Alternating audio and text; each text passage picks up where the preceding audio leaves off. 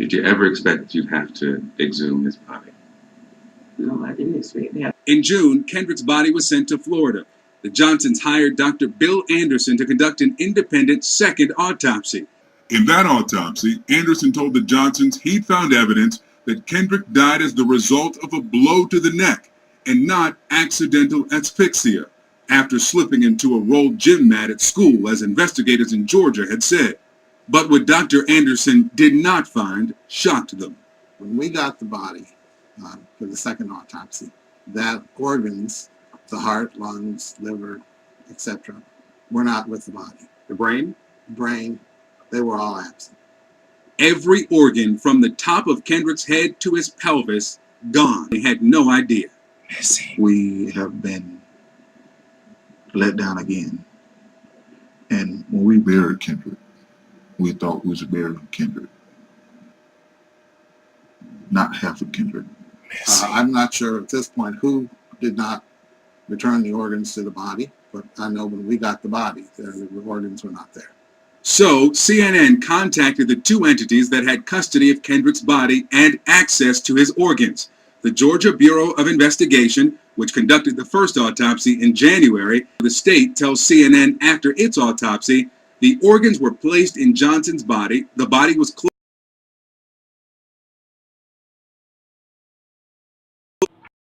State investigators say it's their normal practice, but what happened after his body arrived at the funeral home was anything but normal. What was in the place of the organs? Newspaper. Newspaper. Dr. Anderson showed me the pictures of Kendrick's body he'd taken during the second autopsy. It's a Black Friday JCPenney ad. Yes. Stuck in the newspaper like he was a garbage can inside his body. It's unbelievable. I'd imagine that that's a different kind of pain. Yes.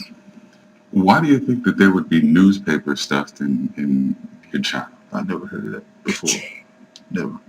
Not founder of a National Embalming Academy contacted by CNN, who said it's not consistent with the standards of care in the industry, nor had the president of the National Association of Medical Examiners, who told CNN he's never heard of this practice. Why would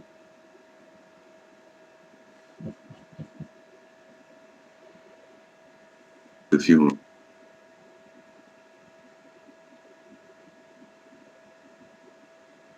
home discard his organs and stuff them with newspaper? The question is, what's the question? Missing pieces. why didn't he tell us? So what exactly did the funeral home do with Kendrick's organs? And why was he stuffed with old newspaper? Missing pieces.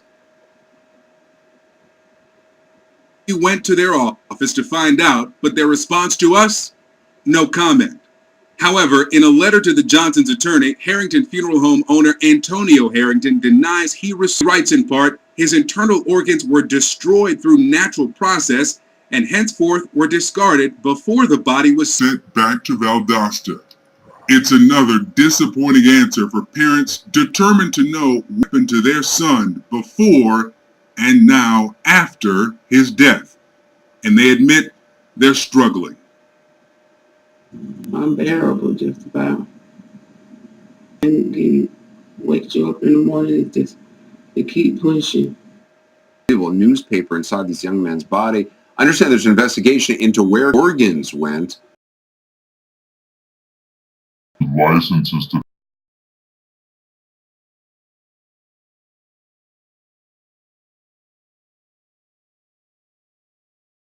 on Kendrick Johnson's organs, and they wanted to know more about this process, this practice, putting bodies with newspaper, something that they'd never heard of.